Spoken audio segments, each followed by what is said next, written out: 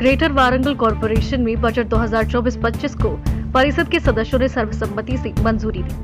वारंगल जिला ग्रेटर वारंगल के मेयर गुंडू सुधारानी ने कहा, बालदिया 2024-25 मसौदा बजट अनुमान को परिषद द्वारा अनुमोदित किया गया था। Greater Warangal conference hall Warangal महानगर निगम के लिए वर्ष 2024-25 के बजट अनुमान का मसौदा मेयर गुंडू सुधारानी की अध्यक्षता में आयोजित किया गया। KR नागराजा हनुमाकोंडा, जिला कलेक्टर प्रवीण गीता, वारंगल अश्वनी, तानाजी बाकीडे, बालडिगा उपस्थित थे और अधिकारियों ने भाग लिया। 1/3 कोरम पूरा होने के बाद बजट बैठक उद्घाटन बल्दिया लेखाधिकारी ने बजट अनुमानों का खुलासा किया और अधिकांश सदस्यों की सहमति के बाद शासक वर्ग ने बजट को मंजूरी दे दी।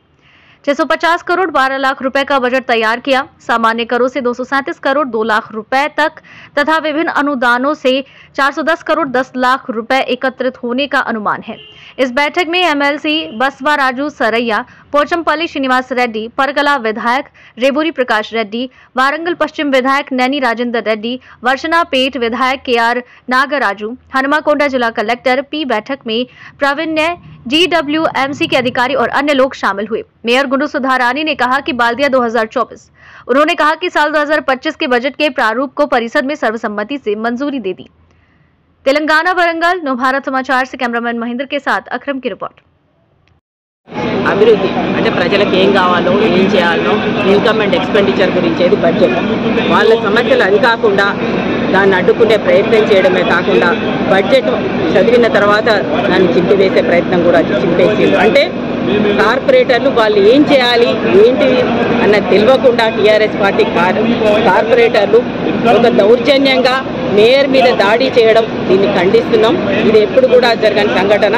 నేను ఒక రాజ్యసభ సభ్యురాలుగా పార్లమెంట్లో ఆ రోజు ఉన్నప్పుడు తెలంగాణ వ్యతిరేకవాదులు ఆ రోజు తెలంగాణ డాక్యుమెంట్ ఏదైతే చించిపోయబోతే అడ్డుకునే దాంట్లో నేను మొదలున్నాను।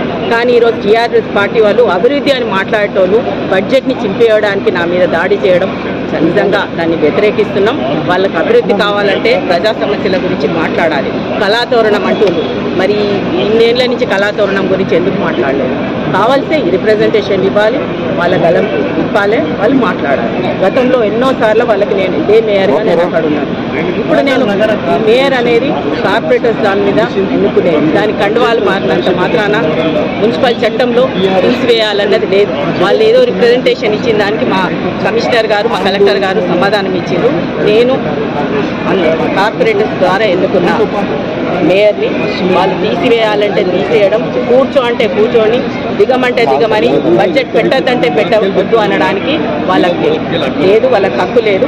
ప్రజాస్వామ్యం మేయర్ అనే వ్యక్తి అందరికీ సమానంగా అందరికీ ఏదైతే బడ్జెట్ని ఆమోదిస్తుందో ప్రజల సమస్యలు తీసేయడానికి అవకాశం ఉంటుంది। కాబట్టి ఈరోజు బడ్జెట్ పెట్టి ఆమోదించుకోవడం జరిగింది। అందరూ కూడా మా కార్పొరేటర్స్ అందరూ సహకరించిన కార్పొరేటర్స్ ఎక్స్ ఆఫీషియల్ మెంబర్స్కి అందరూ కూడా హృదయపూర్వకంగా ధన్యవాదాలు తెలియజేస్తాను।